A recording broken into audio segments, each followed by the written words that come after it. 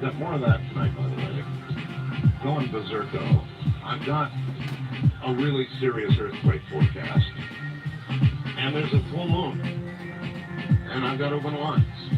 And so it's going to be a dangerous night all the way around. We'll see what happens. Cover a little bit of news for you. In Tokyo, a tragedy, an explosion there. Fire had torn through a gambling parlor in bustling Tokyo nightclub district. It has killed at least 44 people in one of Japan's deadliest blazes in years. Some of the victims there jumping from a third-story window to escape the fire. 3 hospitalized. The first 47 hospitalized with injuries, but later said 44 were killed, and 3 remain injured and hospitalized for others. At Sacramento, a man suspected of killing 6 relatives. 6 relatives told investigators he eluded police for 10 days in part by hiding in an abandoned house. A Ukrainian immigrant told detectives he killed his pregnant wife, 3-year-old son, aunt, uncle, and 2 9-year-old cousins during the August 20 rampage because they were, quote, poisoning, end quote here. In Santa Clara, California, a man killed a deputy and shot more than 150 rounds at federal agents trying to serve a search warrant today that apparently died at his home as it burned to the ground. In Nigeria, thousands of people have been left homeless, at least 14 people dead after torrential rains washed away homes and caused 2 dams to break along a river in northern Nigeria. The weather again. If this facts aren't, another cycle of mass killings on us. Sacramento, slaughter of 5, Iowa, slaughter of 7. Another example of why the government should know what everyone is thinking and store those thoughts in a database so they can look for criminal intent on the part of the citizens. From my radon, by the way, here's an interesting story for you. When I first started doing what became this talk show in Las Vegas, oh God, what is it, 15 years ago now, 14, 15 years ago, I had a headset microphone combination that I'm using right now. Now, last night you may have heard the show get disrupted about 30 minutes into it. Well, I had one brand new headset I was using. When I came out of the break, there was no audio, so we're saying it had to be in radio. And so I ran the commercial set and tried to come back with a second brand new headset. And again, no audio. So I told the network, roll the tape, God, get some on here. There's no audio coming from here. And I started checking everything. Finally, nobody could figure 2 brand new headset mics would fail, right? I mean, that's impossible, right? Wrong. That is exactly what occurred. And what did I finally grab? I grabbed the original headset microphone, which I'm using right now, I might add. The one that I began with 14 or 15 years ago, and it's still cooking, as you can now hear, while 2 of its newer cousins are on the way to headphone land. So this old sucker's still humming along. Hey, listen, I just took a couple of minutes ago a really cute photograph, I think, of Ramona and myself on the webcam. That's on my website at artbell.com. Go to program and then go to Art Bell Studio Cam and you'll see it. I took it. Let's see, when did I take it? 10:01:05, so 1 minute after 10 o'clock, which was a few minutes ago. All right, as I usually say, I don't want to alarm anybody, but my radon earthquake detector, this is a fellow who I've been dealing with for almost that many years in California, who measures the radon level in his well, signing of the well, has reliably predicted earthquakes for a long time on the show. He reiterates today, in fact, he says, Art, the highest radon count I've ever seen just came in, and he predicts a large earthquake in Northern California within 9 days near Santa Cruz, San Francisco, and a 6.0 quake near the California-Mexican border. So, as I have always done for him over the years, with remarkable, even scary accuracy, I document your prediction. We'll see what happens. This last night's program, notwithstanding, I'm telling you folks, something's going wrong with the animals. I'm getting story after story. This is tonight. Look, here's a newspaper headline. They sent me the newspaper. It's the Daily Herald. Headline: Deer crashes through Des Moines Plains office window. Bright red blood stains the walls, the carpet and the furniture. Shards of glass scattered all around the small office. One woman's gray skirt ripped as she ran for help. Such was the debris left behind by a 3-year-old white-tailed deer, with both scared and amazed employees at Snelling Staffing Services in Des Plains. Des Plains, it is. Des Plains, Plains. I've never heard of that. Anyway, when she burst through a first-floor office window Wednesday morning by happy coincidence, the woman usually who would have been working right next to the window was home caring for a sick child. But the 2-hour ordeal didn't end as happily for the beautiful but battered doe. Massive head injuries, internal bleeding, and on and on and on. Something's going on. Nearly 2 months after he was reported in New Delhi, the mysterious Monkey Man, have you been hearing about him? Has resurfaced in India. He's been blamed for attacks on several people there. That's the eastern part of the country. One woman told India Star TV that a 2-legged creature with a monkey's face attacked her late at night, leaving scratches on her neck and ear. At least 10 others also claim to have been assaulted by the creature. This is more than a sighting than anything else, Art, but very unusual. A cougar was struck and killed by a motorist near Harlan, Iowa this week. Well, what's so unusual about that? Well, the last time a cougar was seen in Iowa was 1865. This is just tonight's stuff. You know, I've got about at least a dozen other stories about animals doing totally bizarre, wrong things under a full moon. But, you know, recently, something's going on, I'm telling you. Chris writes, Art, the answer to your why are the animals acting weird, erratic these days is and can be found clearly in the Bible. Revelations contains one obscure verse that reads, quote, near the end days, animals will begin to lose their natural fear of man.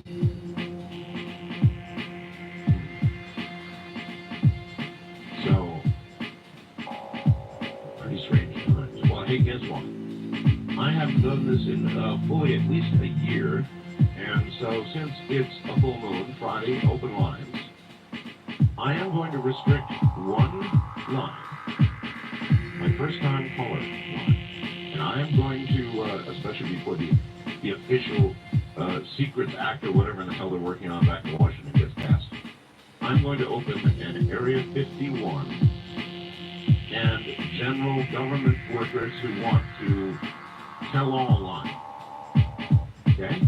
Those of you who have information regarding Area 51, inside information, meaning you have worked there, or you have a best bud who's worked there and you know what's going on, or government workers, whistleblowers, people like that in general, who wish to tell their story, may do so by calling area code 775-727-1222. Now, normally I restrict that away, you know, for first-time callers. Maybe you'll be both, who knows. But that shall be our Area 51 government worker line throughout the night. So we're disabling that line for tonight only. That's 1-800, whoops. Area code 775-727-1222. In a moment, I'll be right back. We're getting very close. Stay right where you are.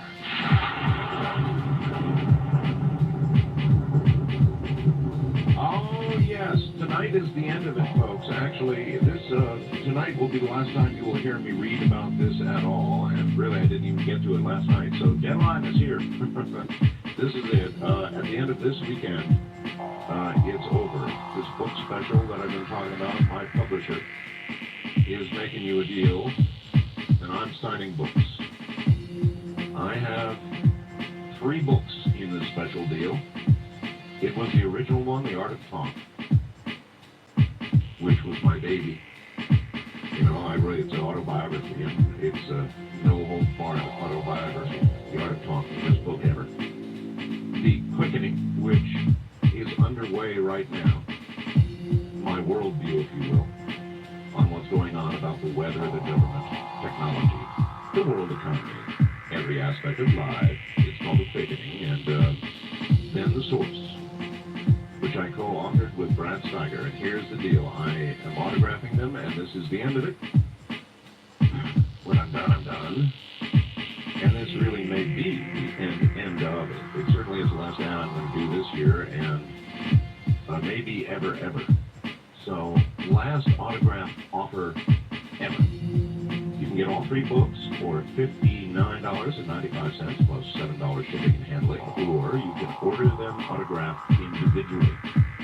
And when this weekend ends, it's over. Now, of course, a story like this has to come to us from London, England. The Associated Press, Dateline London, though. The view from space of a bright blue Earth is becoming marred by smoke and dust as environmental destruction grows increasingly visible, according to, brace yourself, the commander of the International Space Station. U.S. astronaut Frank Culbertson told British Broadcasting Corporation, BBC, that the view had changed markedly since his first space mission in 1990. Quote, there is smoke and dust in wider spread areas than we've ever seen before, particularly as areas like Africa dry up in certain regions, Culbertson told the BBC. I've seen changes in what comes out of some of the rivers in land usage, he said. We see areas of the world that are being burned to clear land, so we're losing a lot of trees. Now, this is an astronaut looking down on us right now who's speaking. Speaking from the space station, that's our brand new one up there, Culbertson said the changes were, quote, a cause for concern. We have to be very careful how we treat the Earth we live on, he said.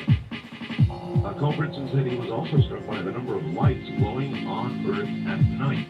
It's quite amazing to see how many people live down there and how much of an effect they're having on the environment and the land we live in, said Culbertson, who piloted the Space Shuttle mission in 1990 and 1993. Culbertson is the commander of the 3rd crew to reside in the International Space Station, a collaboration between American, European, and Japanese interests.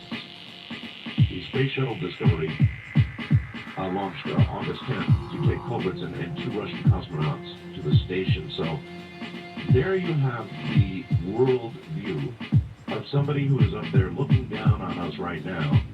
And you can imagine that the commander of the space station, the new one, would very likely be circumspect, you would expect, in remarking in any way on the state of the world from 10 years ago till now. You would think he'd be very circumspect about making such a comment, but he not only made such a comment, he made several very, very strong comments about the changes in just 10 years, warning us about the environment.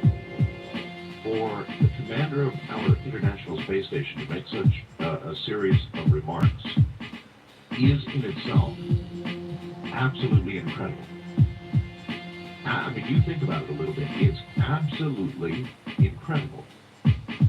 And so I attach a great deal more importance to them and seriousness than I think a casual read of this article otherwise would normally engender in terms of my the way I'm taking this. Anyway, to the lines we go. I said open lines, and that's what we're going to do.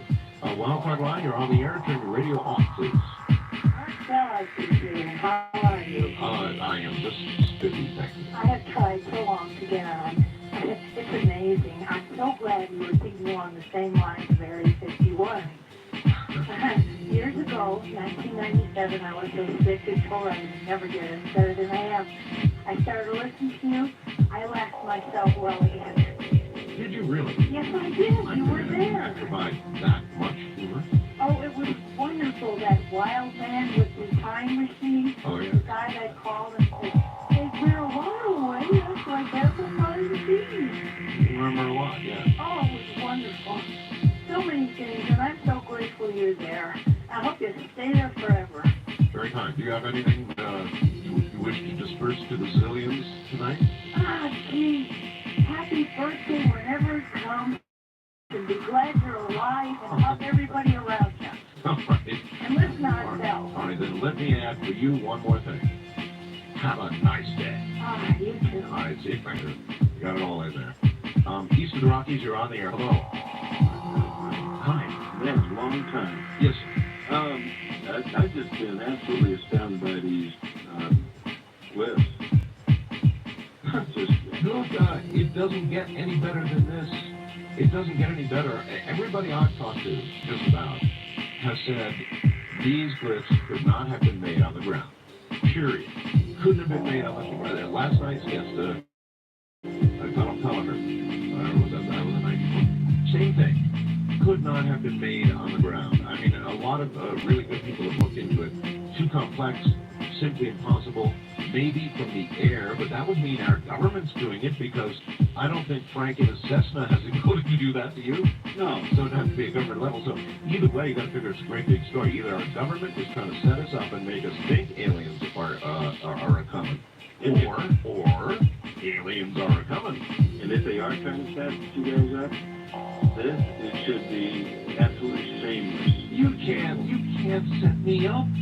Well, It's impossible to set me up, because all I do is follow stories. If it turns out to be a hoax, then we'll be telling you right here it's a hoax. But as of tonight, it isn't yet. who could be so heartless to do this? Oh, there's a lot of people who see that. Believe me, there's a lot of people.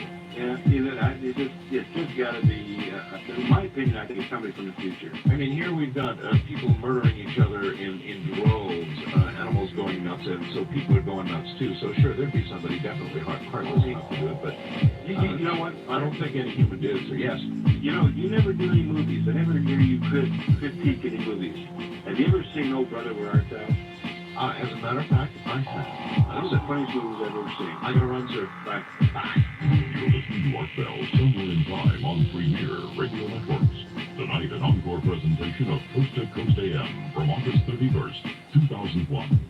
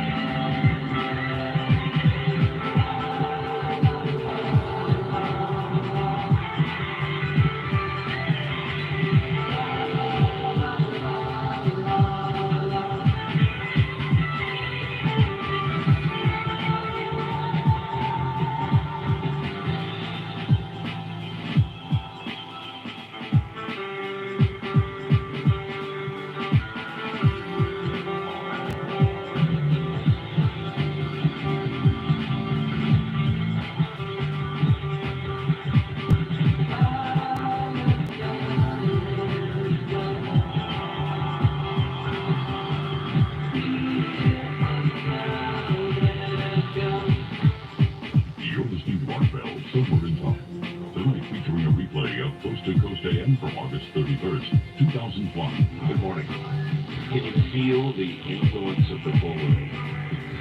It sort of bears down on you. There's a physical difference that occurs when we have a full moon, and that difference is apparent right now.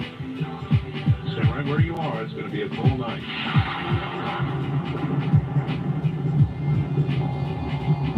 Here is an actual fax that I received warning me. It says, "List Bell, they are coming for you and your callers. The Official Secrets Act may become a reality by next week." According to the Washington Times article, The Big Chill, that's what it's called. He goes on, "If this becomes law, Area 51 lines, government secrets lines, and so forth will only be in Greenland. Maybe they'll get you for publicizing remote viewing." Well, now on the one hand, I don't believe this. I don't believe they'll get me. But they might. I think they might. I don't know if I'm included in this or not, to be honest with you. So I thought, well, what the hell, be on the safe side, we'll open up the Area 51 government worker line tonight. You know, before next week. Probably doesn't pertain. Or does it mean the suits will be here again? On my Area 51 government worker line, you're on the air. Hello. Hello. Hi there. Where, pray tell, well, if you want to tell us. I'd rather not. I was just wondering how secure this line is. The information I give, there's no caller ID, right? Oh, no. No, I don't have caller ID. Okay, I don't even want it. I was once an electrical technician on Nellis Air Force Base. I was on the base proper. We had approximately 100 structures there, as they said, stored nuclear weapons, 50 with the nukes and 50 with the collars. Oh, listen, I believe that. What do you mean collars? That's the collar that goes around the nuclear weapon that causes it to explode. We have a lot of problems with lights, strange noises. I was an electrical tech, and I never got to go out there at night except for one time. He was a scientist. I really can't give any names, but we went out, and there was a standard glow that he said he saw around certain structures. And I said, well, what is that? Wait. You mean buildings? You mean the buildings out there around buildings that were near Nellis? It's on the base. On the base, on Nellis. On the base. So you're talking about a glow around buildings there, right? These were the concrete structures. There's 100 of them. It covers approximately a mile square. And that's where the big babies are housed? That's where they're at. And there would be a glow around. Different individuals at different times. And I said, well, I never got to see these glows. And he said, well, they would bring us out at night, wake me up and bring me out. That's what he told me. And I said, well, what was the problem? Because I was in the electrical field. I said, what was it? Right. And he said, it's the spaceman. And I said, what do you mean? He said, Blue Book Project. I said, well, that's been closed since, 73 or so. This was not an officer. Was it an officer? No, he was a civilian. There was about 20 techs, and he was one of the civilians. And he wasn't kidding?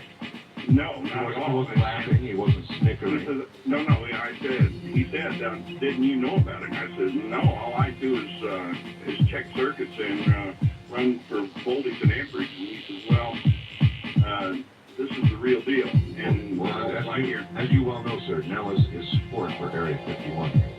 No, well, I'm really not up on this UFO thing. As a matter of fact, this is only the second time I've ever heard you on the radio, and I just thought, well, that'd be interesting for your viewers, and maybe somebody has some connections out of Nellis could find out a little bit more about it. Glowing buildings, great. All right, sir, I appreciate the call. Thank you very much. That's you. Take care.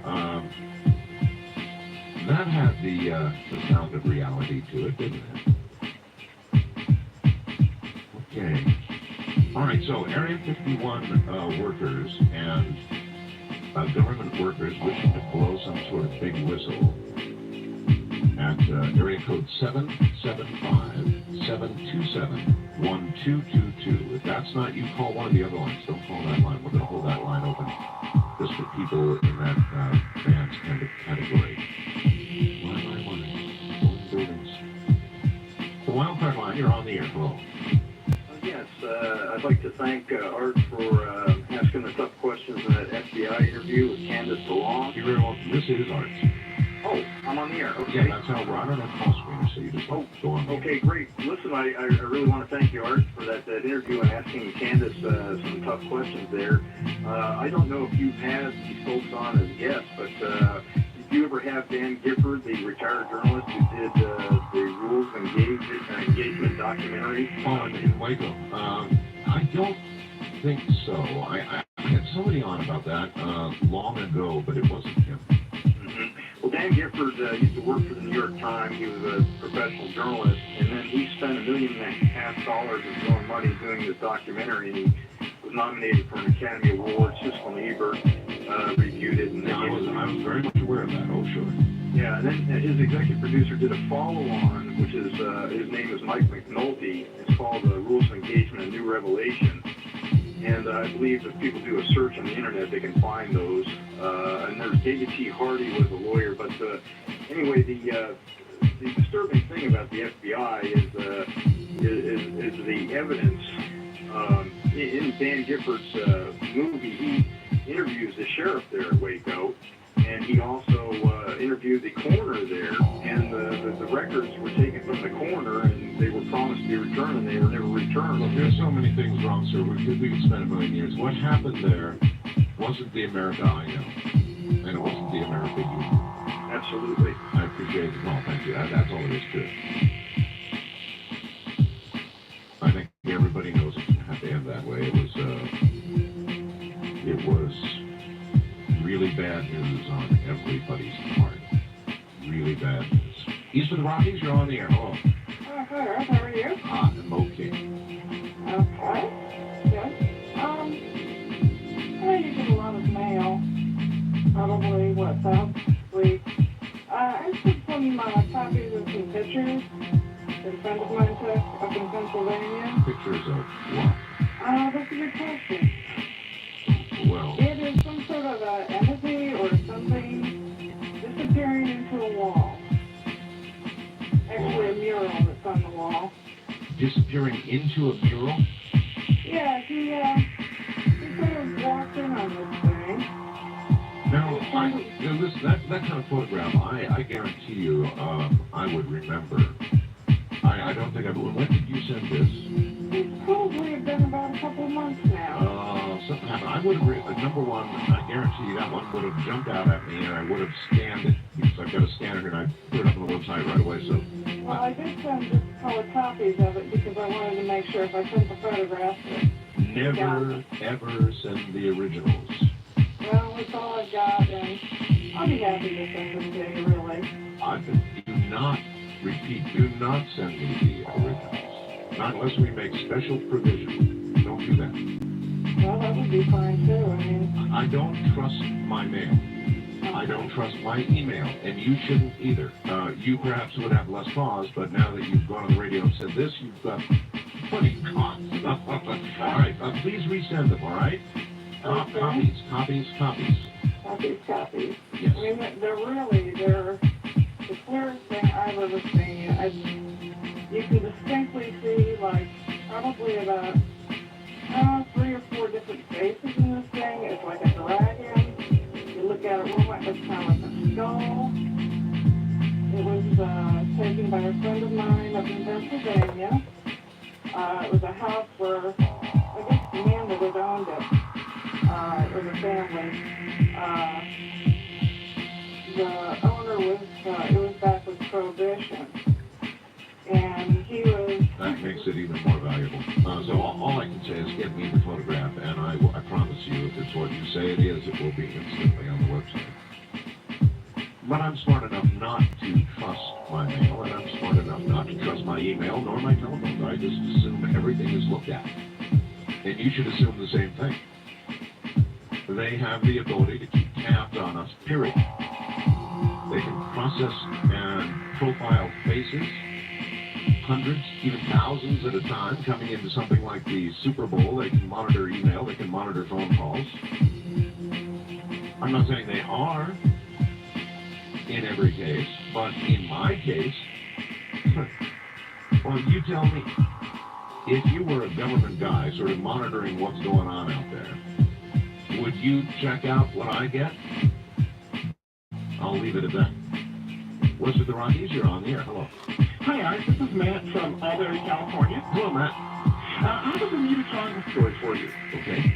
It comes from a cousin of mine, who shall go nameless. She's a U.S. Navy fighter pilot. And her squadron commander told her that in the early 80s, she was on a carrier headed out from Norfolk, Virginia to the Sixth Fleet in the Med. Right. And the Russians would send Tu-95 Bear bombers from Murmansk on the Kola Peninsula down past Greenland and Iceland, out into the Atlantic to look for the carrier, Yeah. and then go on to Cuba. Sure. Well, her CEO was then a JG lieutenant, took off to intercept the Bear with his CEO, Right. and they formed up on the Bear. They'd be taking pictures, they'd be talking to the Russians on the International Guard channel, Right. and her and the senior pilot said, "Hey, Ivan, you guys know you're headed through the Bermuda Triangle on your way to Havana?" And everybody laughed except for one Russian who said, "The Bermuda Triangle is nothing but a tool that capitalists use to frighten the masses." Everybody laughed. There were even people on the carrier personally who were laughing. Yeah. But the CEO said, "Well, Ivan, if that's the way you put it, but if you go down there and you encounter something, don't say they didn't warn you." But they said, "We'll see you later next time." And they tracked the Bear off radar, and then they came back to the carrier. The next day, they got a message from Atlantic Fleet in Norfolk asking for the last known position of the Bear, its course. Had to be. Went down, right? The Bear never arrived in Cuba, and the Russian naval attaché had gone to the Pentagon asking for help.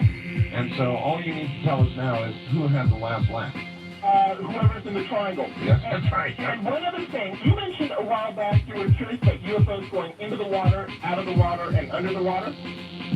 Yeah, that's right. Okay, there is a book. It is long out of print, so you have to go to a used bookstore. But it's called Invisible Residents by the late Ivan P. Sanderson, who was a marine biologist, but in World War II was in naval intelligence. And he wrote a very, the book was printed in 1972, I believe. Well, look, if UFOs are coming and going, 2/3 of the mass of the Earth is covered by water. So, If something can fly in deep space, That's it right. can fly in the water. you can fly in deep water, yeah. They do attract attention. I Attention death charges. I hear you. Thank you very much. Yeah, he's right. Sure. I've always been fascinated with the concept that they must go in and out of the water, or at least certainly it would make sense they would. In fact, really, what better hiding place when you think about it?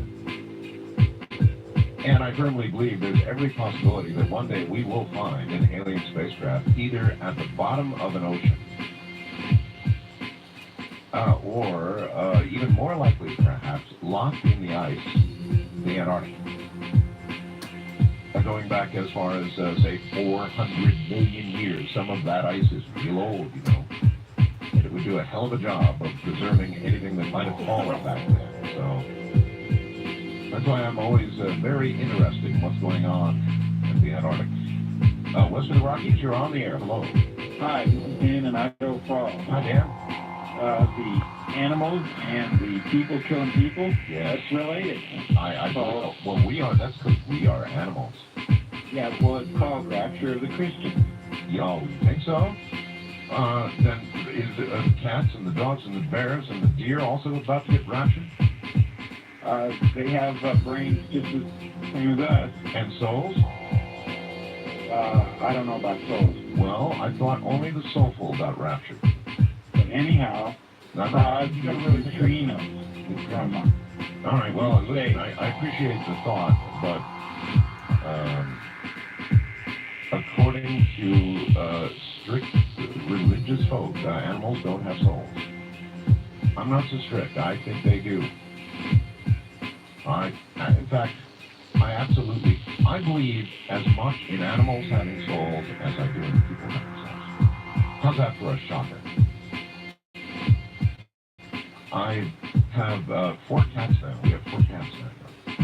And they are as individual in temperament and personality and emotion, that's right, emotion, as a lot of people I know. And maybe a little more so than some. So I believe they have souls. I have always believed that. Shocking. That's shocking.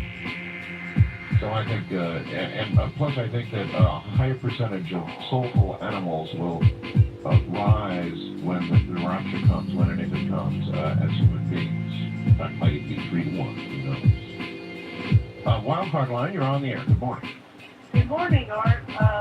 Last night when you were talking about cloning the slaves, slave cloning, That's right. I think that's a real bad idea. I've read a lot about Edgar Casey, and he says that that's part of what the problem was in Atlanta. Well, all right, let me ask you, you're in a truck, right? Yes, sir, I'm a truck You're driver. a truck driver, right?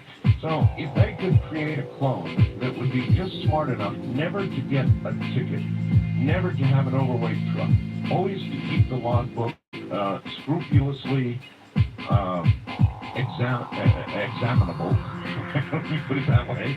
In other words, to give you a break while you could safely sleep in the back and be spelled by this wonderful clone that would do this for you, you wouldn't want it, huh?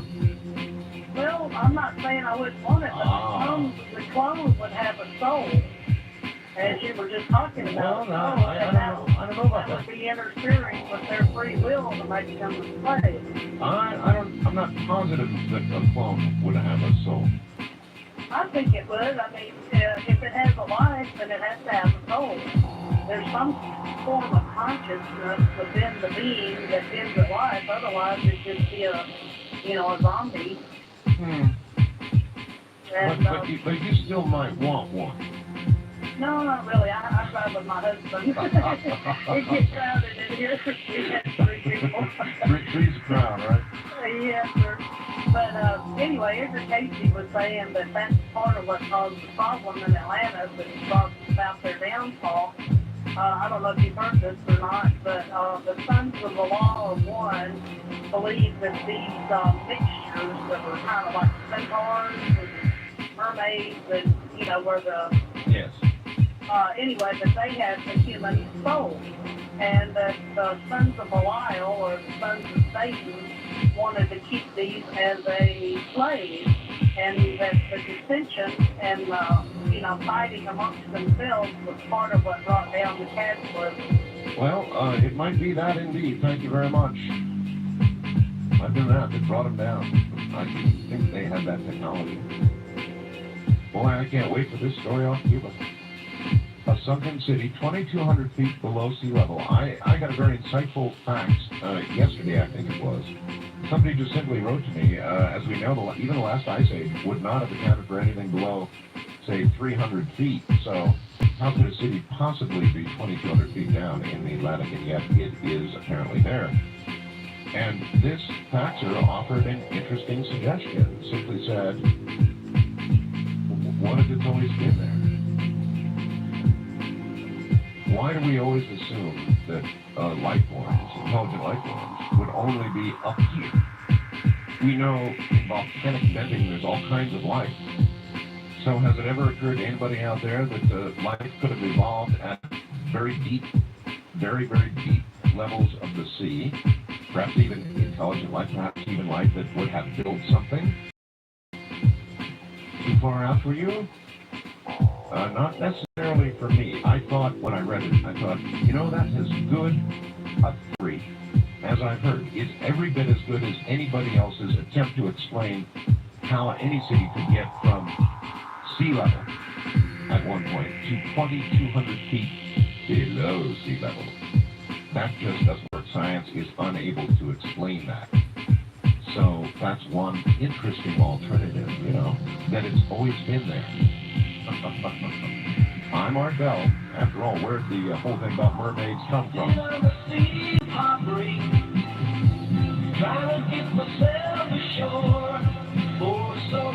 Open lines all night long.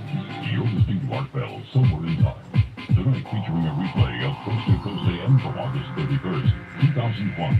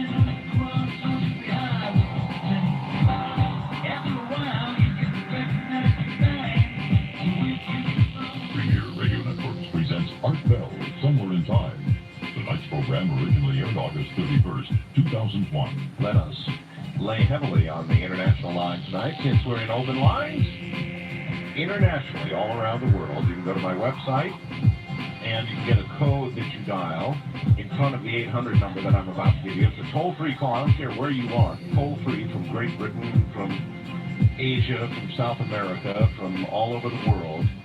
Or you just get hold of the AT&T operator, as Ross said, and have her call 800-893-0903. We'll be in all open lines all night. 800-893-0903 worldwide, toll-free. Pretty good of a network, huh? Hey, I've got some information on a new, on a secret movie that's going on right now. The Disney Company is apparently in production with a movie starring Mel Gibson called Signs, about crop circles that begin to appear on a family farm in Pennsylvania. Now, there's a website up for Signs, and it's my understanding they have a link back to my website. It's simply going to be called Signs, and again, it stars Mel Gibson, subject crop circles. That's going to be a monster movie. And I wonder if, well, I wonder a lot of things. You look at what the media is doing, and it's, you got to admit, it's pretty interesting. Here we have a full-fledged motion picture about crop circles coming up. It's got to make you wonder just a little bit.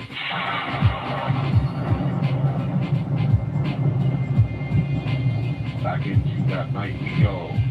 Open lines all night long. One restriction, I'm tying one line up for Area 51 callers and government workers who wish to blow the whistle. The number is area code 775-727-1222. If you have anything else at all, call any other line, because that's all I'm taking on this line. And on that line, you're on the air. Hello. Hello. Where, well, you don't have to tell us. You want to tell us where you are? West Virginia. Okay. What's the name you would like to give us? Remo. Reno? Remo. R-E-M-O. R-E-M-O. Reno. Remo. As I said before, my brother, 7 years older than I, was Air Force security. He spent several years at Nellis, did 2 years in Vietnam, and came back and was reassigned to Nellis. And he was one of the guys that rode around in the white Jeeps that you see on TV in Area 51. Really? Yes. He doesn't talk much about it, but I've been able to get him to tell me a few things that he had seen out there. Like what? For instance, a doorway. He said it very much resembles what you use now when you go through airport security. Is this a doorway in a building? Yes. Okay. Very large building, underground. Underground? Yes. But I'm sure most of your listeners and you, Mr. Bell, positive, have been through the portal that you have to pass through for airport security. Of course. Too many times, thank you. Very similar to that. However, when you step through this portal, when you step out, what he has expressed to me, what he has told me he's seen, you step out approximately 100 yards away. Wait. You mean without walking the 100 yards? Without. You go through a door and you'll move physically 100 yards? Yes, there's an identical doorway 100 yards away. Oh, really? And when you step through the first doorway, you step out of the second one without ever actually having to traverse the distance between. Now, let us think. What might that mean? Let's see. What might that mean? That might mean that you are moving into a different time space of some sort. You passed through some sort of portal. Oh, some sort of portal, yeah. Oh, that's really interesting. Anything else? He told me that he did not see any evidence of alien presence there. Well, that may have been withheld from him. Sure, I'm not surprised. But that's a lot for him to have seen and to talk about. Yeah. Do you believe your brother? Yes, I do. As a matter of fact, I do. I appreciate the call, sir. Thank you. Thank you. That really is interesting. Now, obviously, or possibly, the man may not have had clearance to see anything more. You can certainly imagine that at the security level. However, if he really did observe something that moved one as you go through one door, as in a portal, that's really interesting, because could it be true that what's on the other side of that door, or portal, has to be in that particular time space to be kept where it is, underground, at Area 51. Wildcard line, you're on the air. Hello. Oh my god, I can't believe I got through. Well, believe it, you have. Where are you? Upstate New York. Okay, welcome to the program. Yeah, I was wondering, or a couple things, but I was wondering if there was any way that you knew of that you could, like, increase your odds of being abducted by aliens. Well, there probably are, but you know, first of all, how old are you? 14. 14. Why would you want to be abducted by aliens? I mean, haven't you heard the stories of what happens to some people who are abducted? Well, yeah, but... Long, neat tables where they strap you down. Have you heard about that? Have you heard about the tables? No. No, they strap you on tables sometimes. No. Have you ever seen a needle about 8 or 9 inches long? No. They probe you with those kind of needles. Oh. Well, I looked exploring, and it had, like, a builder's house. You don't really want to be abducted. Yes, I do. Well, what if I got abducted by somebody alien? I know, but isn't that a little like rolling the dice? I don't care. Are things that bad at home? Yeah. Well, listen, I'd reconsider it on you. Why? Well, because you could be a lump of clay. You could be, you know, who knows what might happen to you. I really think that you should, before you even ask such questions, you should think much harder. Okay. All right? Okay. All right, go away and think about it. Okay. All right, see you. You don't want to be abducted by aliens. You're too young. Your parents would worry. Besides, those things I said are true. A lot of abductees talk about all kinds of things you really wouldn't want to happen. East of the Rockies, you're on the air. Hello. Hey, Eric, you probably scared that poor girl half to death. I hope so. She shouldn't want to be abducted by aliens. Yeah, no, I definitely do not want to be abducted by aliens. I got a couple quick questions for you. Last night's show was fantastic, especially the news about the historic astronaut. From Dr. Greer. Yes. If I were to guess, you know, I'd guess Armstrong. Nobody can fault me for guessing. I bet it was Armstrong. Oh, yeah, that's what I was going to guess too. My question about it was,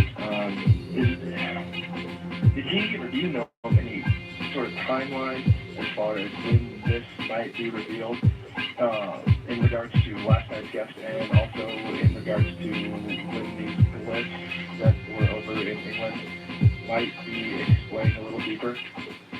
Well, all right, one at a time. No, as far as the astronaut speaking of the timeline, I have no idea. I did ask, and the answer was never, unless the astronaut decides to speak of the matter.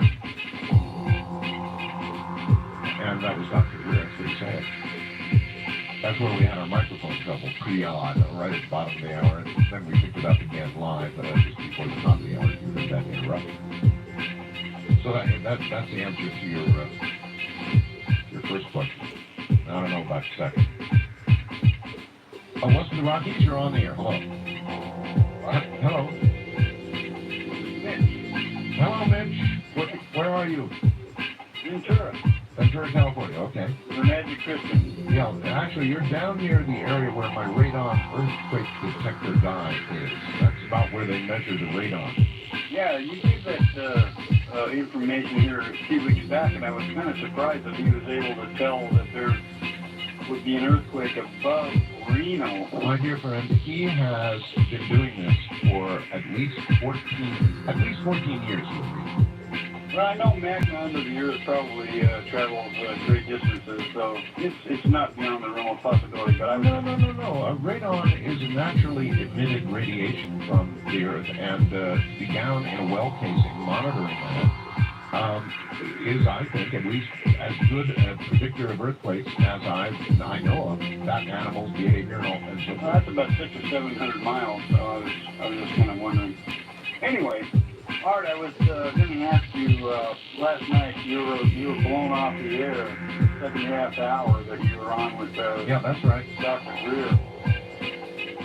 And I don't know if you asked him during the time that you thought you were on and you were off, but did the subject of the personnel below the Department of Defense secretary who were, in essence, disregarding orders, were they military personnel that could be brought up on charges of insubordination? In some cases, that would be true, yes. Oh, so there were people in direct chain of command. Oh, yeah. See, that was never brought up on the show last night. Right. Well, you know, all the way across the board, whether it be civilian or military, the doctor is saying your signed papers and your oaths don't mean anything. The Constitution means more. Well, I was wondering if, they were talking about civilian subcontractors, or if they were talking about military uniformed personnel who were disregarding orders. Both. Because that was never made clear during your show. Both. Okay. Okay, thank you. Yeah, both. And that's the case he's making, that no matter who it is, military or civilian, any oath taken is invalid in his opinion because it's simply unconstitutional. It's operating outside the U.S. constitutional limits. I mean, there are civilian heads of our government that don't even know what the hell's going on, and that certainly is a breach of the Constitution if that is true. And so based on that, the doctor is saying those oaths are without value. First time caller line, no, make that our government worker area 51 line around here. Hello. Going once, going twice, gone. Wildcard line, you're on the air. Hello, Art. This is Scott in San Jose. I'm listening to you on Hot Talk 560 KSFO. Yes, sir. Okay, just allow me two short digressions. First, was your first syndicated business radio network, or were you actually on a few stations even before that? Oh, before that, sir. We began as a totally private concern. One radio station, then two, then three, and so forth.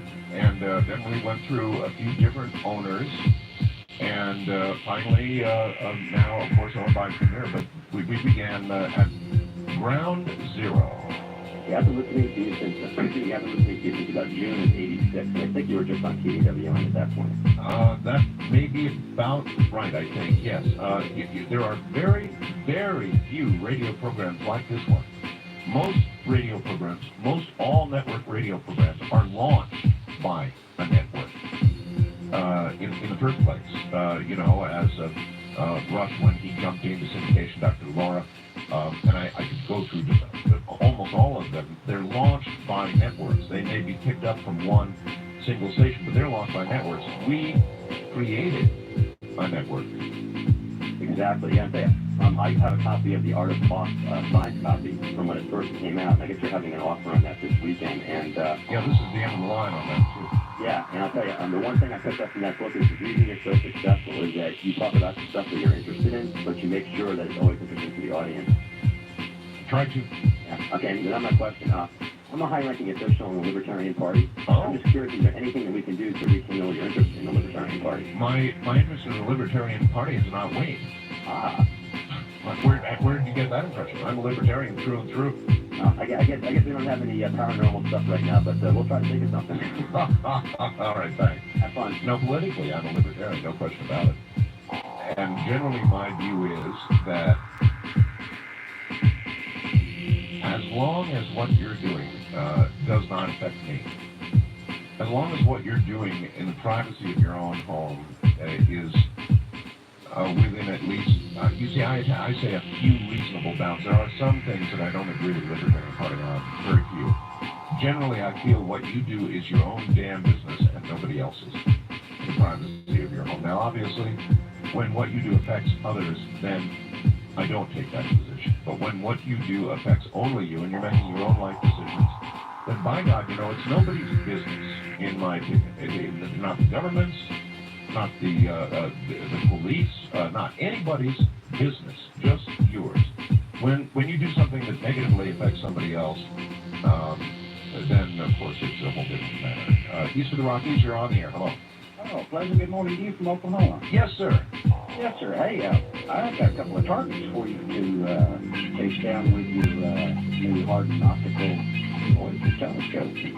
Let's hear about it. I'm not real good at knowing where I'm pointing yet, but I'm getting better. Oh, the first one's going to be easy. Okay. On September the 10th, the moon is going to occult or pass in front of Saturn. I heard about this, yes. Okay. Las Vegas time is going to be at 5:01 a.m. Excellent time. That's when it's going to disappear. Reappear on the other side at 6:23. Oh, that's a perfect time. Yeah. It'll be a little earlier here in Oklahoma, but that's going to be, and if you've never seen anything like that, it's on your eyes. Telescopes are really cool. Oh, yeah. Matter of fact, Hardin Optical donated one to my astronomy club for our big star party we have. Did they really? Oh, really? I sent you some mail on it, some snail mail, so you'll probably get it. You'll see it. That was really nice. Oh, it was. That was real nice of them to do that. Okay, that's one target. Okay, the second target, you get off work tonight, drag that 6 inch out, chase down a little comet. It was discovered back in August. Oh? And it should be, according to the maps, claiming on the 1st of September, which I'm hoping that'll be, usually accept those for the night of, the day before, and the morning of, like a little Jupiter. Now, the moon's not quite full when we're full of sunny night, but still it's blocking. It's a real dim thing, real small, and it should be directly below Jupiter. Yeah, there's a lot of moonlight out there right now. There is. Like I say, it won't be full of sunny night, but there's enough to wipe a lot of stuff out. It's very, very dim. It's only about 10th magnitude, which is, that's within range of that 6 inch. Oh, sure. But with a full moon, I don't know. All right, sir. I appreciate the call. Thank you. He's right. Even looking at the moon itself, when the moon's full, it's not really the best time to look at it. It's actually too bright. The detail relief you get is not as good. You're better looking with the telescope at the moon when it's like half the moon, something like that. Even less. And it's absolutely spectacular. On my Area 51 government worker type line, you're on the air. Hello? Hi. Raven, okay. Where are you calling? Well, you probably don't want to say. No, I don't. And Raven is a sort of just a nickname, right? No, it's code name. I was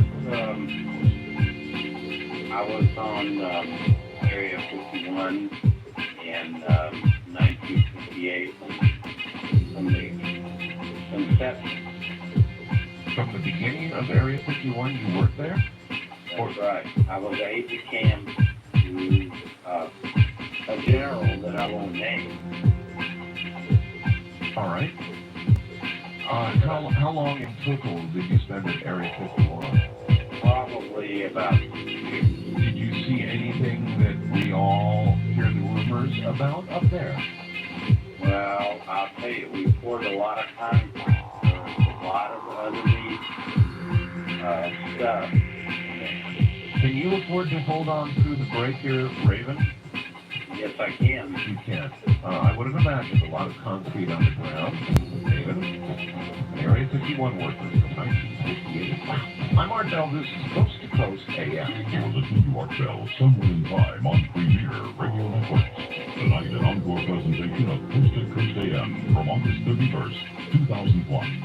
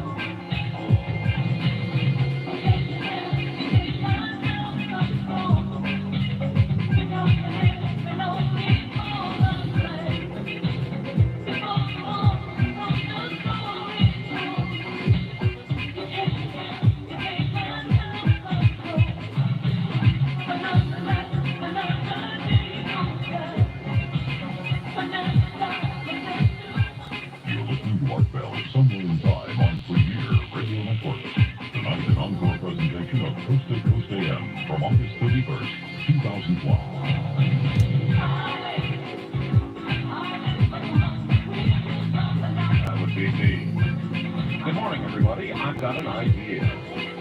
You know, I've got this wonderful thing called Fast Blast, which means if you go up to my website, you can blast me off a message on the computer. And it just occurred to me that since I'm doing an Area 51 line, and it's hard for a lot of people to get through, if you go to Fast Blast, which is private, and you're an Area 51 worker, and you wish to give me your telephone number up on Fast Blast, I'll call you.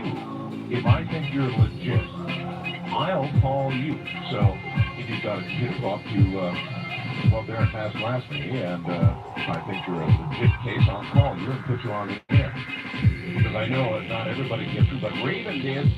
And here's Raven again. Raven, you're back on. Yes. So let us continue. Okay, I was there. I was the aide de camp to the general that, he was there when the first concrete was poured.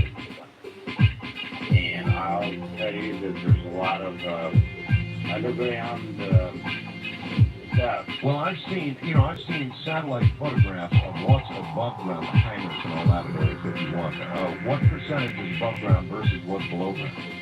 I'd say that 80% is below ground. That's a lot of underground. It's a lot of underground, and there's a lot of concrete. All right, well, obviously. And I wasn't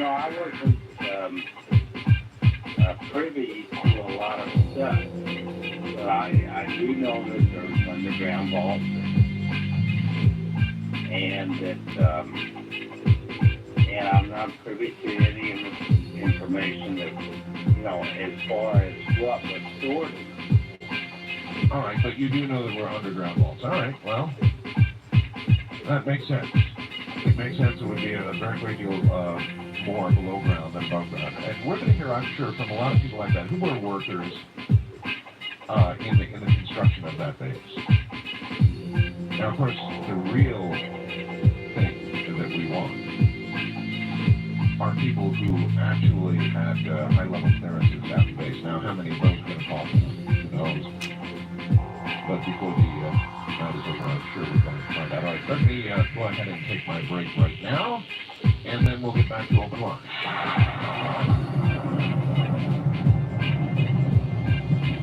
Now, back once again to my Area 51 government worker line. You're on the air. Hello there. What name do you wish to give? Let's go with Dark Eagle. Dark Eagle. All right, Raven and now Dark Eagle. And you, what is your status, sir? What is my status? Yeah, in other words, do you work there? Have you worked there or what? 25 years. Are you presently an employee of Area 51? Yes. Oh. And you've been there for 25 years, my God. We were working on back engineering the Rayleigh craft S4 and Zero Lake. S4. Right. And what do you want to say what kind of area you work in? I just told you S4 Zero Lake. Well, you actually work at S4. Yes. And you're confirming they're back engineering alien craft. That's what I do. All right. Can you describe? What can you tell us about these craft? What can you tell us about? Once we understand how they operate, and we get this information directly from aliens. From live aliens? Yes. We have persuaded to tell us about their craft, which we have there. How many people would you say work there? In my area? Yes, sir. 4. 4 people? In back engineering, yes. In back engineering. And how successful have we been in back engineering? Well, I think extremely.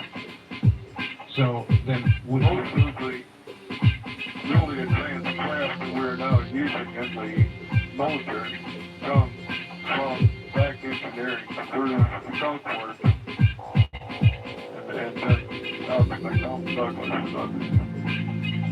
So the technology flows out of Area 51 and into industry. Yes. Once we understand the principles, then we are getting the prototype out in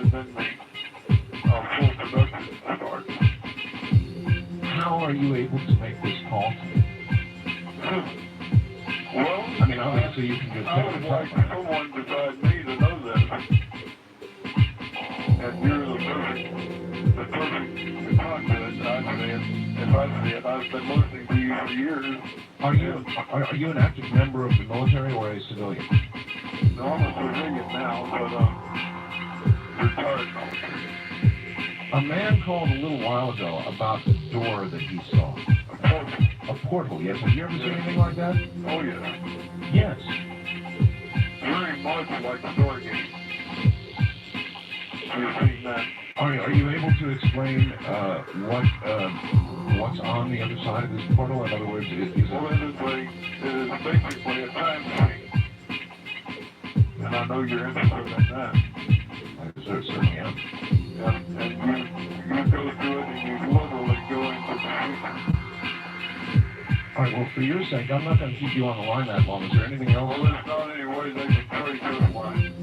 It does sound different, that's for sure. Anything else you want to get on before we turn Well, I just want you to know aliens are real. They are in Area 51 all the time. And they work closely with us. They think that we are the only hope of any world peace. They are very, very hesitant to help us design weaponry. Well, good for them. Craft that goes throughout the universe is one thing. Weaponry to destroy mankind on Earth, they are totally against. Is that one of the reasons you made the call? Yes. I understand, and I thank you for your call, sir. Good night. Dark Eagle, huh? Well, I don't know, that part of it makes sense anyway, doesn't it? But they would have great concern for any technology like that to be used for the wrong reasons. But technology is a neutral thing, pretty much. It can be used as you wield it, right? Good or bad.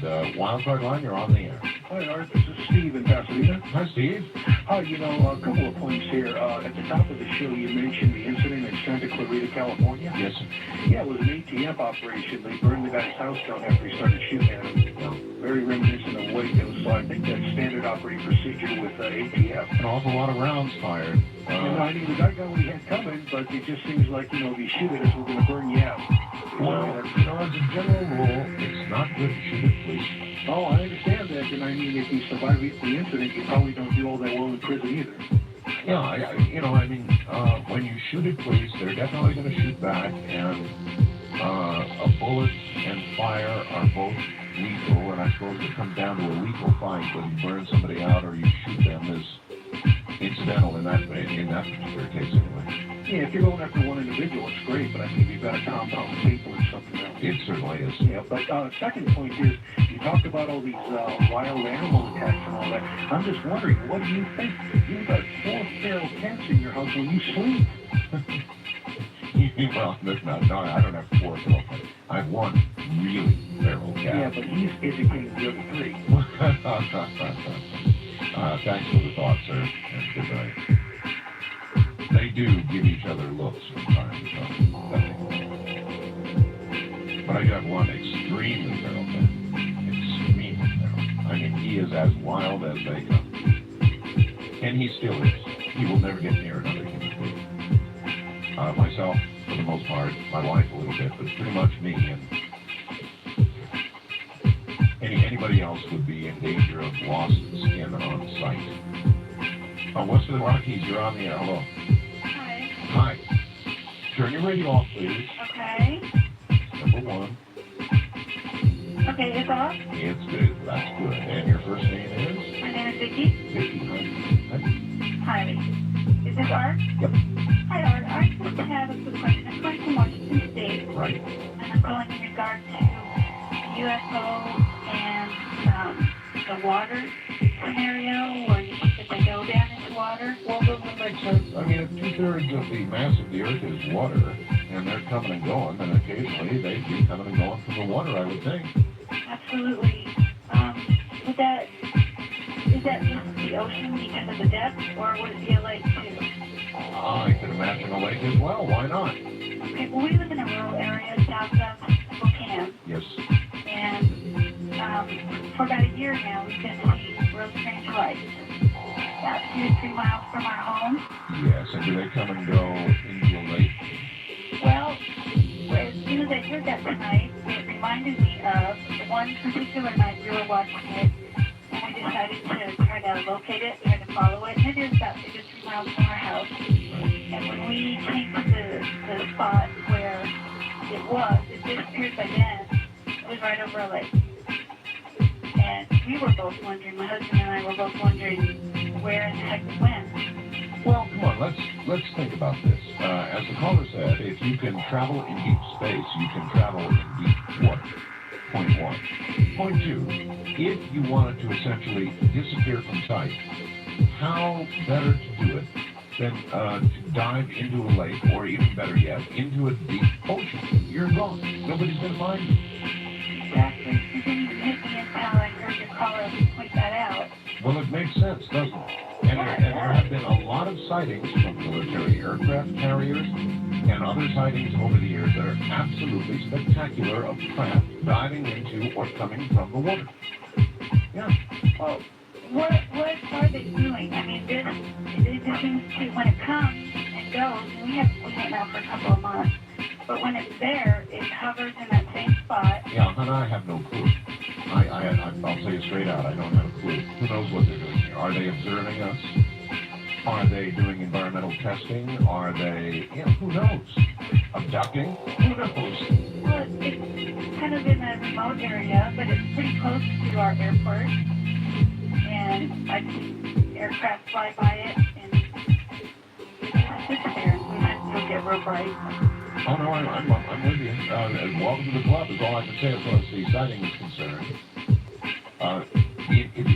Just in case you didn't hear it last night, the news broke that the sighting in Carteret, New Jersey, the big, massive sighting in Carteret that rivals what happened in Arizona, all of a sudden the FAA is saying that they did, in fact, have objects on radar. Did you hear that? Donald Kelleher told us that, in fact, they did cite objects, unknown objects, on radar in the Carteret area. Ding, ding, ding, ding. On my Area 51 government worker line, you're on the air. Yes, Art? Yes. This is Mary in New Jersey. Yes, Mary. I wanted to call to tell you about a book entitled What the Animals Tell Me by Sonia. Mary, I'm so sorry, dear. You're going to have to call another line because this is our special Area 51 line for tonight. So ring me up on any other line. We're holding that open for Area 51 workers and government workers wishing to blow the whistle. A wildcard line, you are on the air. Hello. Hey, Art, how you doing? Okay, sir. Yeah, this is Richard in Casserole. Yes. Yeah. And there we lost another cellular customer. Or, conversely, there the cellular phone company lost another bigger bill. East of the Rockies, you're on the air. Hello. Hi, Phil. Yes. Hey, I'm calling from New York. Yes, ma'am. I've been abducted since I was a child. Really? Yeah. How old are you now? 47. 47. What is your first name? Well, and I'd have to bring this in. Just pick a first name you like. Rose. Rose. Oh, that's a nice name, Rose. And you've been abducted since you were how old? My earliest experience was 11, and I was awake to the whole abduction. In what manner were you removed from your house? Well, at 11, I was, floated out my bedroom window right through the glass. Yes. Yeah. And when you got to the trap? When I woke up in the trap, it was like I must have passed out from fright. But when I woke up in the trap, I saw the large, the insect-like creatures. I don't like those. Actually, I was terrified when I first saw them. Sure. And then he said, don't be afraid, I'll show you who I am. Did they say this out loud, or was it a Oh, no, telepathic? it was all telepathic. All right. The typical. Yeah. And then there was this, it looked like a solid aura around the being. And I felt this tremendous love, Yes. But I'm not going to be like, gullible about all this stuff because throughout my entire life, I've had, a very, all types of things with the aliens and... Well, now, what kind of insect did it look like? If you had it, what would be the closest? Well, they call it an insect. It's actually, the tall range, about 5'6", Okay. with a very large eyes and All right, and because of time constraints, I'm going to have to rush you through this, but what did they do to you? I mean, what was the purpose of your abduction? well, they did the implant and then they showed me some things that happen on the earth and all this other stuff, Like what? Well, it looked like something was going to hit the earth. I don't like to scare people or anything, but I think they just, I wonder if they, I've done some reading too, and I've heard that other people have had these types of things. I think, I don't know if they're just trying to scare people or what's happening. But I also had this other experience over where recently, when you were talking about the Area 51 stuff, Yes. well, I was taken down there at one point, and To Area 51? yeah. As part of an abduction? Yes. And the thing that scared me was there were humans working with them. And so one of the humans that I saw there, and I had called an investigator, I'm not going to mention names, because when I got, I saw the guy, I heard his name, but I never heard the guy. And then I go on the internet, and I see this guy on the internet, and his name. You found this person on the internet? Yes. And he was working with the ladies. And I saw his picture. Why were you taken to Area 51? There must have been a reason. Well, the usual abduction. I mean, they abduct people on a regular basis. Well, I'm not sure what the usual abduction is. In other words, the implant you mentioned, what else? I mean, what have they done? Physical examination, Have you born children yeah. as a result of this? Oh, yeah. Oh, that's what you meant by the usual, I guess. Yeah. Huh? Yeah. So you were impregnated? I don't know about the last time, because I'm getting pretty old for that, but... At some point, I guess, huh? But, I'll tell you, the stuff that's going on down there is just unbelievable. They had a white room, and a lot of the stuff, I don't know if you've read any of the material out of the Matrix books. No. But I used to think it was, propaganda until, I had experienced it myself firsthand, and I went back to refer to the book, and they had mentioned the white room, and that's where I saw that guy, the one that was So you later identified on the internet. That's amazing. Yeah. Are you going to pursue him? No, I'm terrified. I'm telling you the truth. And to the little girl who wanted to be abducted, what would you tell her? I would say to her, I would give anything to have a boring life. All right, a boring life. I hear you. All right, thank You know what I'm saying? Of course I do. Thank you. We're going to take a break here at the top of the hour. There's a gal who claims that she's been abducted all her life, so if that young one's listening, take it from her. Be careful what you wish for. I'm Art Bell. You're listening to Art Bell, Somewhere in Time. Tonight featuring a replay of Coast to Coast AM from August 31st, 2001. Come on, man.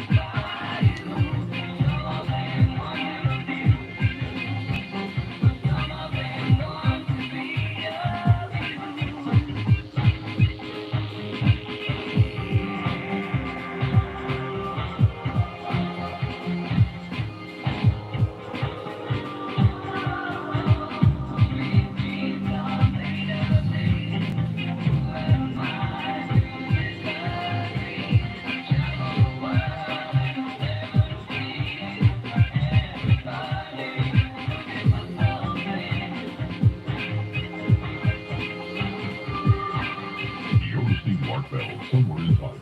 Tonight featuring a replay of Coast to Coast AM from August 31st, 2001. We're doing something special tonight. We're dedicating one line and one line only, exclusively to Area 51 workers, government workers who are blowing the whistle. That number is area code 775-727-1222. That's 775-727-1222. But my brilliant idea is as follows. I've got Pass Blast. That means you can go on a computer and go to my website and send me a message by computer. So, if you want to send me the number of a phone booth or a telephone that you think is secure, and you are an Area 51 worker, then give me a little message on Pass Blast, convince me, and put your phone number there, and I will call you. Twist the way to get numbers that we didn't have before.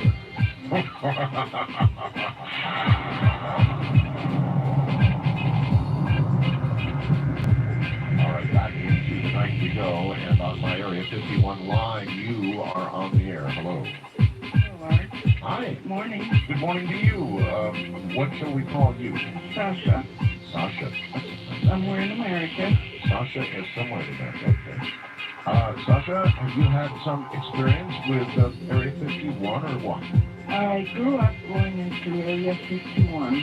You grew up going into it? Yes. Now, I didn't think they let children in. Well, I was a remarkable child.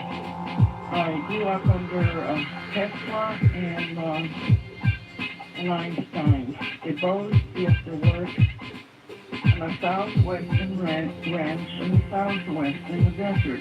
I grew up watching them too. And my first priority was to become a scientist. At age 10, I had a revelation. How old are you now? I'm getting old. I'm aging gracefully. It changed my life, though, to the best. It changed my life to, tremendously. I love it. But to have grown with Einstein and... I love it. I love my life the way it was. I don't like being retired, though. No. No, not at all. But at your age, you should be retired. Yes, I should be retired. In a lot of ways, you almost ought to be dead. Come along with those people. I almost was. I came back to the Southwest because I almost died of tuberculosis trying to be a truck driver across America. Well, that's not important. Let's talk about this particular ground that is actually America's jewel. Area 51? Area 51 is actually America's jewel. It is. So long as outsiders don't know what the scientists are doing in there, or the remarkable people that have the high IQ and work for the future. They are not, they don't want any contamination from outside abuse, like the general public saying, look, what are you doing? And you explain to them what you are doing, and they call you crazy, they call you a liar. And so the whole premise is to keep things quiet and keep things rolling for the best of our nation. What did you do at Area?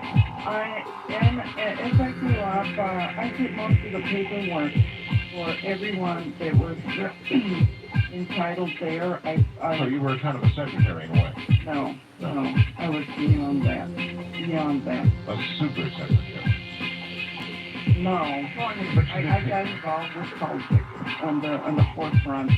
All right, well, listen, I've got to scoot. I appreciate the call. I can't, I do paperwork well in administration. But it seems to me that your age would have to be... Well, let's put it this way, Sasha, you sounded pretty good. A wildcard line, you're on the air. Hello.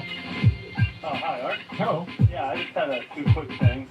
One, before your last vacation, I guess it's been a while now, a couple months, you teased us with the doctor, who's now I'm drawing a blank, who makes people laugh, has a movie, Patch Adams. Oh, Patch Adams, yes. You were teasing anything about a second show with it, and then I haven't heard it. Yeah, you know, you're right. I've got to get hold of Patch and set it up. You're absolutely right. That fell through He's great. the cracks. I really like his ideals, whether or not they're idealistic or not. They're think like that. They're very idealistic, sir. No question about that. But at least, it's nice for somebody to have, good ideas. Patch is a wild man. Yeah. I'd be happy to have him back on. I think he's right on some things. The other thing I was going to say, as far as the recent stock formation stuff, I like to take everything with an open mind, but it's kind of like crying wolf. The fact that we've had so many people admit to doing it just makes it harder, bitter than real, like 2 or 3 times harder, when somebody cries wolf, kind of like that. Of course. I mean, you always have to be suspicious of these things, but when you hear the experts saying that these things could not have been made on the ground, period, then what? I realize it does seem difficult to accomplish. I don't know, but I'm just saying that no matter what, of course, I mean, you're right. Harder to be considered. Oh, you're absolutely right. I couldn't agree with you more. And I think that is dependent upon. That's dependent upon that there be reasonable doubt. No matter how good a claim, no matter how many scientists come out and say could have been made on the ground, could have been done.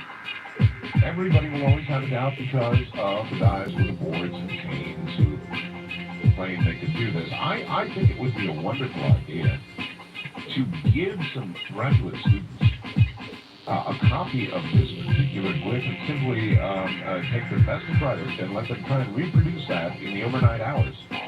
I'll bet you it wouldn't happen in a million years. I'd love to see that. I thought that was a wonderful suggestion. East of the Rockies, you're on the air. Hi, Art. Hello. This is Steve from Western Pennsylvania. Yes, Steve. Just wanted to comment real quick on a lady who called last hour about the UFOs that might come and go from lakes. Yes. I spent 5 years in Puerto Rico, and there was a lake down there where a man told me that he used to watch them come and go from there. Just take it for what it's worth. Puerto Rico has been famous for that, actually. Oh, yeah. And I had a friend in the mid-'80s who was an air traffic controller. He said that a Pan American flight in the afternoon saw a silver disc in front of his aircraft about 80 feet wide with lights on it, right when he's sitting in broad daylight. Really? Yeah. And he said the FAA called down and asked for the tape recordings of that incident, and they never heard a thing about it. Well, it always seems to happen that way, doesn't it? Yeah. Okay, I'll get off and let you get back there if you want. All right, I appreciate your call, sir. Thank you. Take care. We're not just doing that, we're doing a lot of things. West of the Rockies, you're on the air, open lines. Hey, Art, how you doing? I'm doing okay. Great. Listen, since we're talking about abductions in Roswell tonight, I have a question about abductions. Okay. All the abduction stories that I've read, it's always been, I've been sleeping with my husband and, the aliens come and take me. Do you know if the aliens ever abduct couples at all? How about Betty and Barney Hill? No, that's okay. Right? A very famous abduction. In fact, Well, the reason I ask is I think maybe my husband and I were abducted. Either that or the government came and tagged us, but, Tell me what happened. How old are you? Oh, I'm 30. 30. What happened to you all? Oh, well, last Friday, actually Saturday morning, we woke up, and I'm eating breakfast, and I look over at my husband, and he's got this huge bruise on his arm. I'm like, what did you do to your arm? And I don't know what you did to your arm. And we've got the same crescent-shaped bruise on our left forearm. And for the life of me, I have no idea how it got there. And it's not like this is, I run into stuff all the time, but he's very grateful. I mean, to have the exact same bruise in the exact same place. Yes. I mean, it's weird. Do either one of you now have memories of what might have happened? I don't, and I don't sleep very hard, and when I do sleep, I dream really vividly, and I don't remember anything. The one thing that was weird is when I woke up Saturday in the morning, all the shades were open, and I don't, we keep the windows all closed because neither of us like light when we sleep. Oh my. So all the shades were open, and the cats wouldn't come in the bedroom until later that afternoon, and they usually sleep on us. So you didn't happen to take photographs of the bruise? I did, because they're very distinctive. I mean, they're almost a perfect crescent. Send me a photo. Oh, I'd be delighted to. Now, mine's almost faded now, and I can feel a knot in mine, like there's something there. So I don't know if that's just like a knot or there is something there. And he said he can't feel anything in his. Any pinprick marks? Not that I've noticed. Maybe I'll share my husband check. I don't notice anything though. Wow. Very strange. And they were identical. Oh, totally identical. Like the same size, about 3 inches long from point to point. That's send me a copy of the photograph. I will get it on the website. Okay, great. All right. Digital okay? Digital is just perfect here. Wonderful. Thank you. Okay, thank you. Take care. That may be an abduction. That's pretty weird, all right. Maybe you should go to somebody for a little hypnotic regression. Wildcard line, you're on the air. Hello. Hi, I heard you guys talking earlier about the earthquake that they're predicting in California or something. Okay, but a man I call my radon earthquake predictor, who's been doing this now for well over a decade with me, and he's inevitably been correct when he makes his predictions. Eerily so, just really. So, anyway, yes? Well, I was just wondering because I'm actually going out there in the next 9 days, and my husband was getting kind of freaked out about it, so I just want to know, how right he was. Well, he's predicting he's been very right for a decade now. He's predicting a real whopper for Northern California and something in the area of about 6 in Southern California. Well, I'll be in Northern California. In 48 hours, 9 days on the first one, 48 hours on the second. Wow. Okay. Have a good trip. Yeah, no kidding. All right, see you later. Bye. But it's just a prediction. East of the Rockies, you're on the air. Hi. Hello. This is Dan. I'm in Fort Myers, Florida. Yes, sir. And is this Art Bell? Yes. Oh my gosh, you sound different on the phone.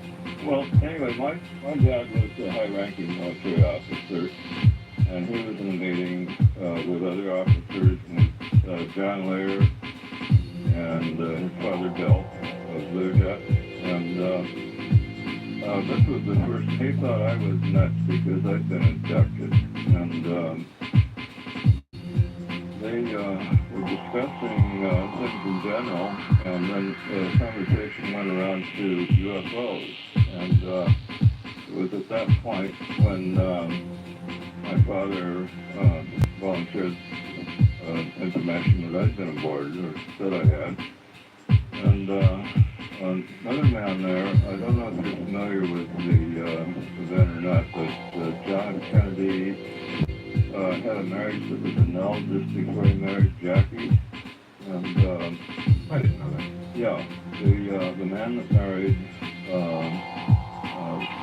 woman whose marriage was annulled, up to be introduced to me, he was a friend of John Laird. And I know John very well. Bill Laird. Okay, well you can verify this part. I certainly can. Yeah. And his name was... No. No, I'm not going to give you the last name. All right. But this should ring a bell. If you want to verify that. All right, sir, I will indeed verify that. That's easy. Sounds good. Most of the Rockies, you're on the air, huh? Hey, how's it going? It's going okay, sir. Where are you? Oh, Los Angeles. Okay, extinguish your LA radio. It's not on. Yeah, yes it is. Oh, it's just on a little bit. Sorry about that. Right. I can't get to it. It's way in the background. Okay. Well, then rattle it off quickly. All right, yeah, just real quick. I was just thinking about the quickening. It's amazing how the UN has taken away the water from climate or something like that. Farmers, do you know about that? Oh yes, I'm aware of the controversy going on up there, man. That's just, it amazes me that what's really strange is the media's not even covering it. Well, the media in that area, regionally, it certainly is being covered. It's not getting a lot of national coverage yet, but I'm very aware of it. Yeah, because I haven't hardly seen anything. It's on like the web. Big fight going on with the feds up there. Yeah, and I don't know. It seems like, is that part of your whole quickening thing? Is that part of it? Is that there's going to be a lot of cover-ups and people not, saying anything about this type of stuff? Of course, yeah. Of course, there's going to be a lot of that, and of course, there is a lot of that. I think that what we're seeing going on with the animals right now, again, even with last night's program in mind, what we're seeing going on is part of the quickening with the animals. This is something serious. Something is going on. Something big is getting ready to happen. Perhaps not an all-encompassing event of some sort, but something big is getting ready to happen. Can't you feel it? The animals are misbehaving, and that usually is a good sign. Ask Jim Birkeland about animal behavior.